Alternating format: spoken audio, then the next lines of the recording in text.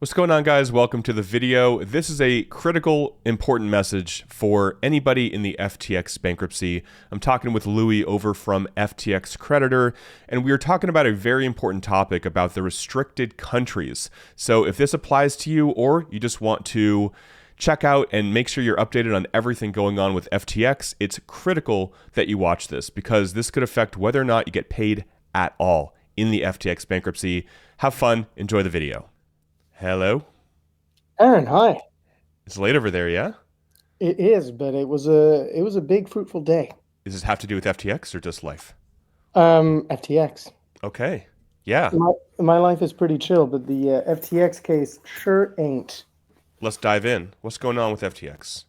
So today we had a pretty major hearing, uh, and it was really interesting for two principal reasons. Reason number one is that we got a really good look at how this judge reacts to the debtors, and reason number two, we had the hearing about the restricted jurisdiction motion. Mm.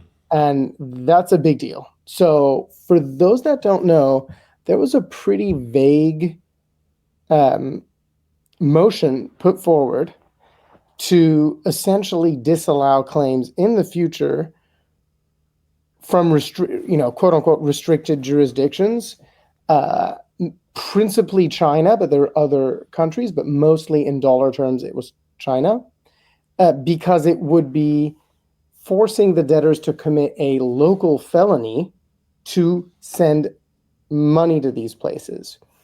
Now, a part of me really understands that it's like well-intentioned and bad-intentioned. So it's a really nuanced topic. And obviously, if you're a Chinese person who's being told that you can't be paid, it's a like really emotional topic. And you're like, bad. For other creditors, like in a way, it's good because you're reducing the claim pool. And I'm just being like non-emotional about it. And there's also like a realistic way to look at this that like, hey, if these guys say that they can't pay you, you you need to move on ASAP, and they're giving you a window to move on, i.e., sell your claim, um, because the United States has a lot of genuinely restricted jurisdictions like North Korea or probably Syria or name it, Hmm. Iran, um, whereby it would even be impossible to sell your claim. So it's a really important topic for all creditors, and we got a lot of clarity today on something that was like pretty unclear. Um, So, yeah, what clarity? I mean, what happened? What's the latest? What's the clarity and what do you take from it?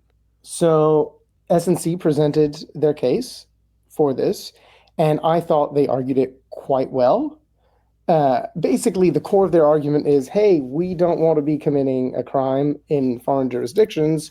We want to, do this straight.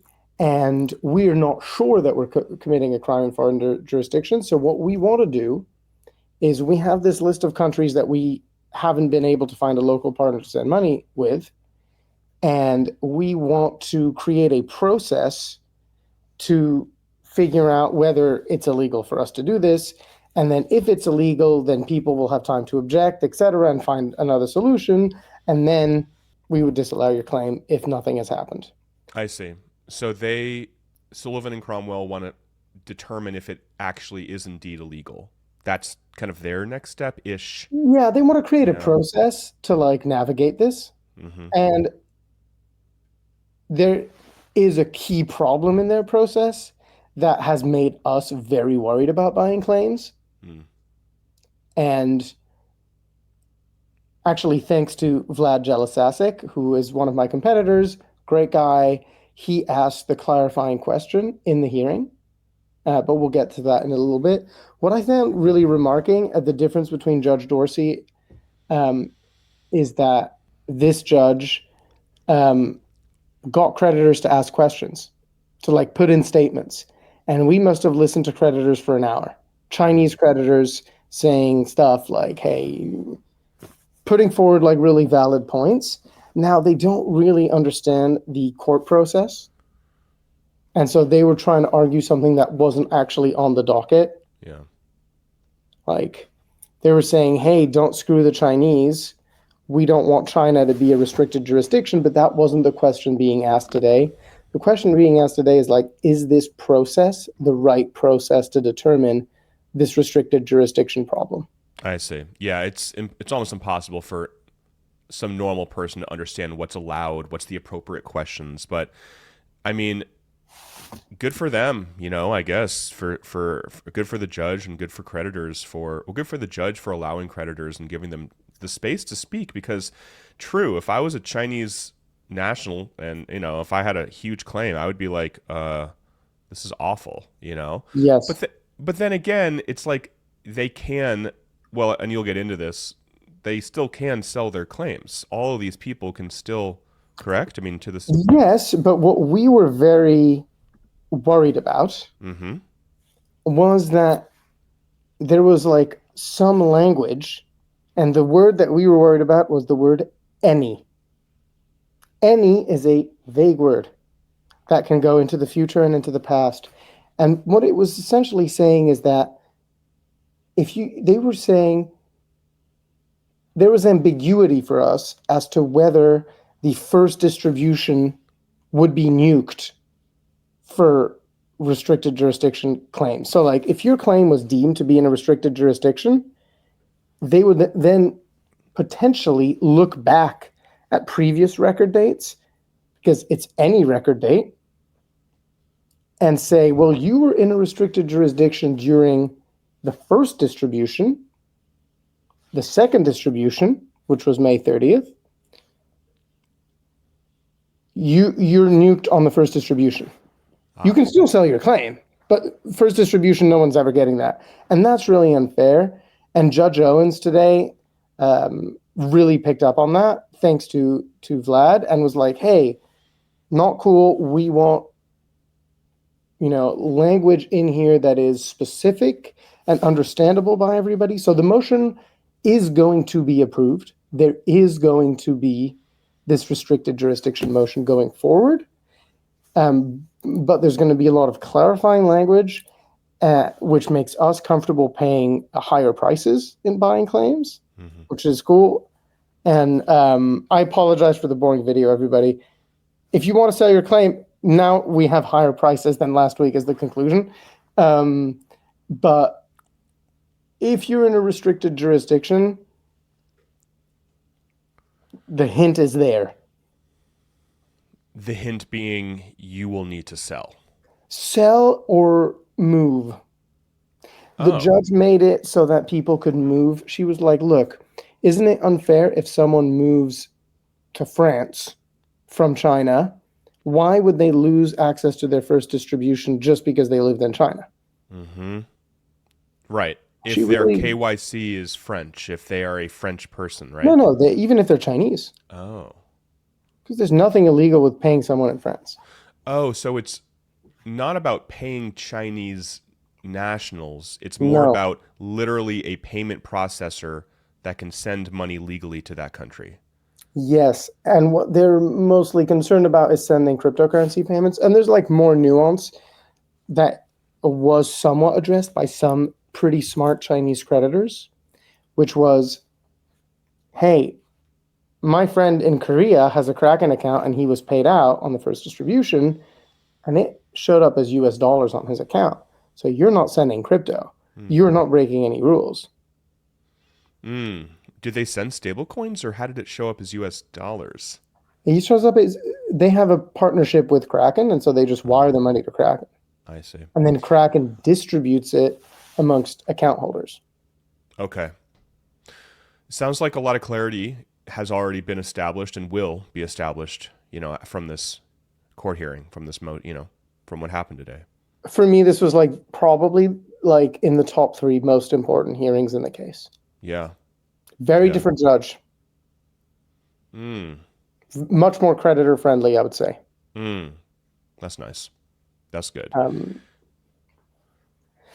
But look, I'm feeling pretty positive for people in restricted jurisdictions after that. Good. Yeah.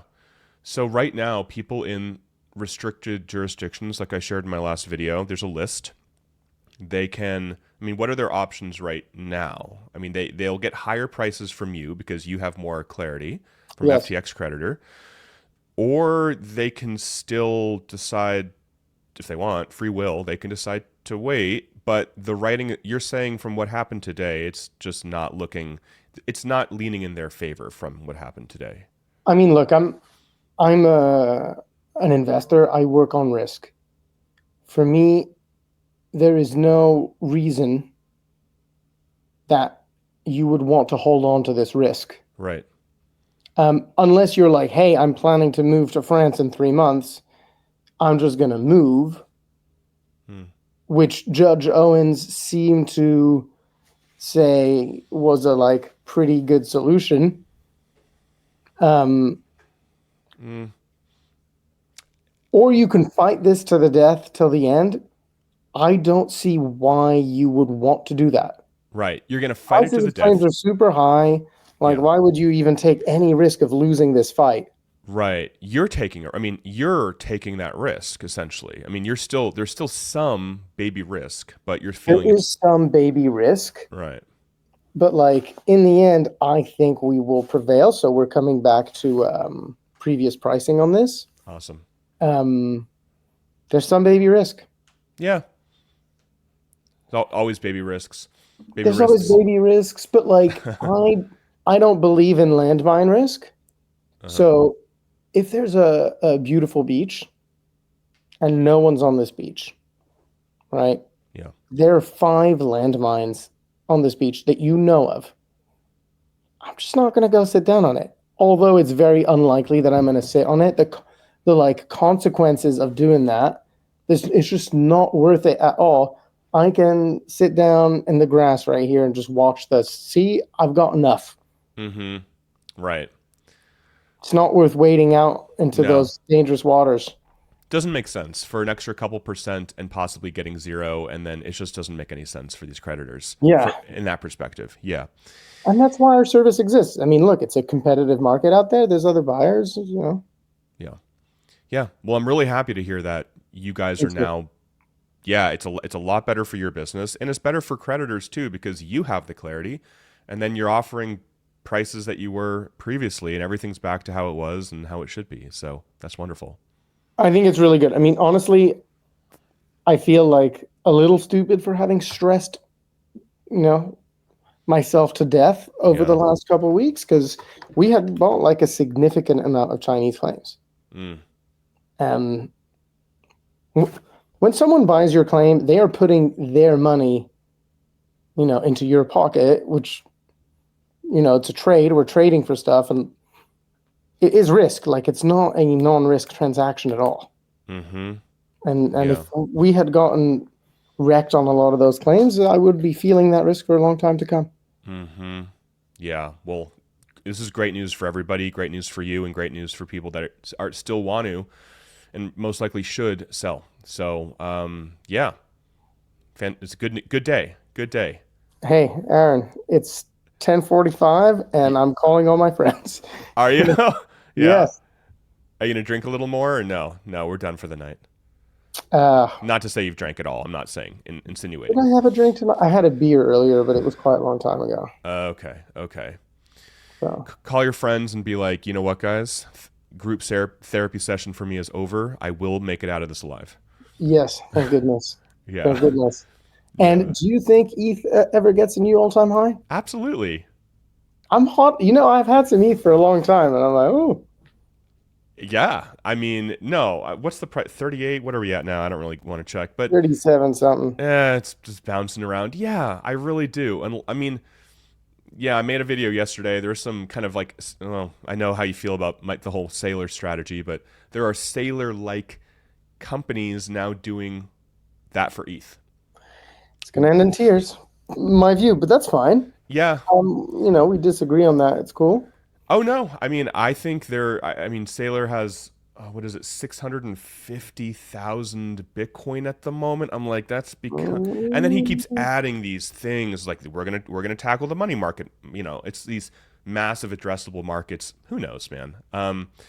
When it gets too euphoric, you take profits. Do you remember when ETH went like straight up in an elevator in 2021.